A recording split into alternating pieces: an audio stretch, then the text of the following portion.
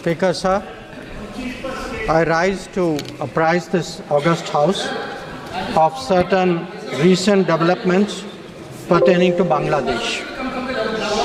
As honorable members are aware, India-Bangladesh relations have been exceptionally close for many decades over many governments.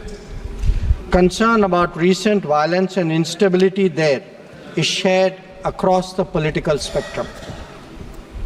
Speaker, sir, since the election in January 2024, there has been considerable tension, deep divides, and growing polarization in Bangladesh politics.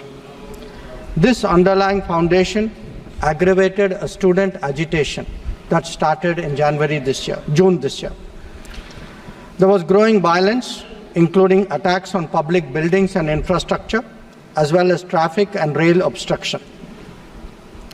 The violence continued through the month of July.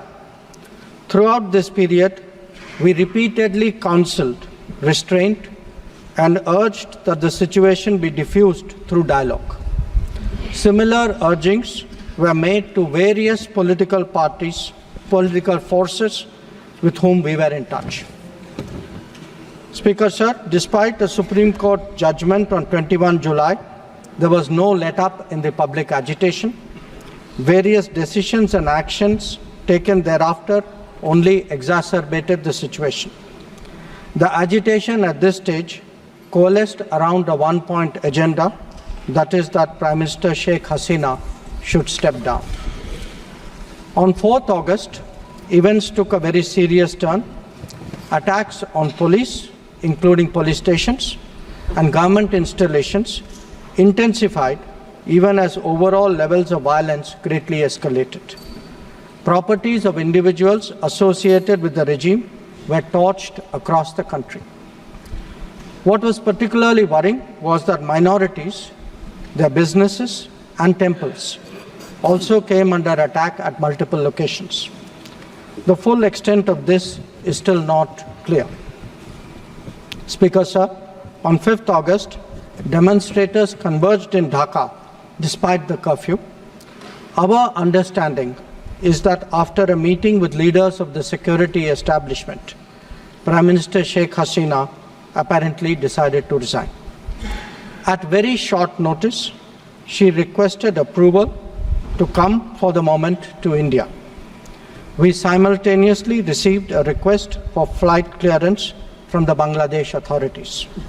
She arrived yesterday evening in Delhi. Speaker, sir, the situation in Bangladesh is still evolving. The Army Chief, General Waqaruzzaman, addressed the nation on 5th August. He spoke about assuming responsibility and constituting an interim government. We are in close and continuous touch with the Indian community in Bangladesh through our diplomatic missions. There are an estimated 19,000 Indian nationals who usually live there, of which about 9,000 are students. The bulk of the students, however, have already returned to India in the month of July on the advice of the High Commission. In terms of our diplomatic presence, in addition to the High Commission in Dhaka, we have assistant High Commissions in Chittagong, Rajshahi, Khulna and Sylhet. It is our expectation that the host government will provide the required security protection for these establishments. We look forward to their normal functioning once the situation stabilizes. Speaker, sir, we are also monitoring the situation with regard to the status of minorities. There are reports of initiatives by various groups and organizations to ensure their protection and well-being. We welcome that. We welcome that and will naturally remain deeply concerned till law and order is visibly restored.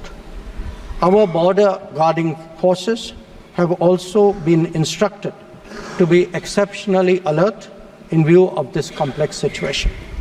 Speaker, sir, in the last 24 hours, we have been in regular touch with the authorities in Dhaka. This is the situation as of now.